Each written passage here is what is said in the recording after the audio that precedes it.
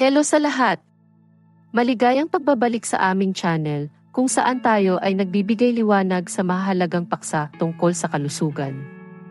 Ngayon, sisirain natin ang isang malaking mito, na ang mga stroke ay palaging masakit. Ito ay isang mapanganib na maling pagkaunawa na maaaring mag-udyok sa ilang tao na mag-antala sa paghingi ng tulong. Iniisip na kung hindi ito masakit, hindi ito maaaring maging masama. Ngunit narito ang katotohanan, maraming stroke ang nangyayari nang walang anumang sakit.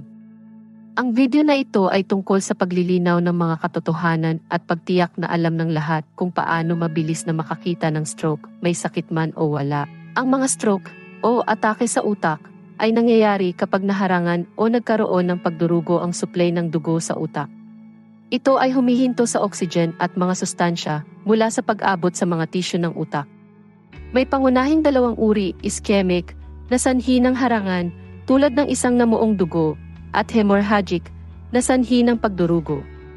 Karamihan ng mga stroke, lalo na ang ischemic, ay walang kasamang sakit dahil ang ating utak ay walang pain receptors tulad ng iba pang bahagi ng ating katawan. Kung hindi sakit, ano ang dapat nating bantayan?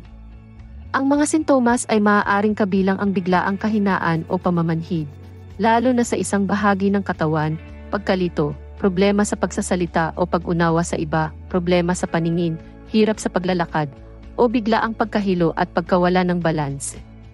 Ang mga senyales na ito ay hindi masakit, ngunit hinihingi nila ang agarang pansin. Ang malaking panganib sa mga stroke na walang sakit ay maaaring hindi ito ituring na urgent ng mga tao. Iyon ay isang pagkakamali. Mahalaga ang oras. Ang mga paggamot ay pinaka-epektibo agad pagkatapos magsimula ang mga sintomas, at ang pagkaantala ay maaaring magdulot ng karagdagang pinsala sa utak at gawing mas mahirap ang paggaling.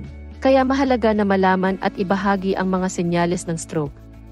Ang acronym na B, E, F, A, S, T ay narito upang makatulong: balance, eyes, face, arms, speech, time. Ito ay mabilis na paraan upang alalahanin kung ano ang dapat bantayan at na kung makita mo ang mga senyales na ito, oras na upang tumawag ng emergency na tulong agad. Upang tapusin, linawin natin ang hangin. Ang mga stroke ay hindi palaging masakit, ngunit palagi silang seryoso. Sa pamamagitan ng pag-alam kung ano ang hahanapin at pagkilos ng mabilis, maaari tayong magligtas ng buhay at makatulong na bawasan ang pangmatagalang epekto ng mga stroke.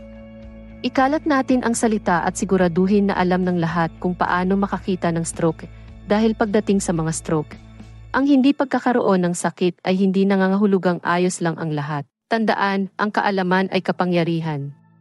Ang iyong kalusugan ay iyong yaman, at ang pagkilos ngayon ay iyong tagumpay laban sa mga panghinayang sa hinaharap. Salamat sa panunood at huwag kalimutang mag-like, mag-share, at mag-subscribe para sa higit pang mga tips sa kalusugan at katotohanan. Kita-kits sa susunod na video.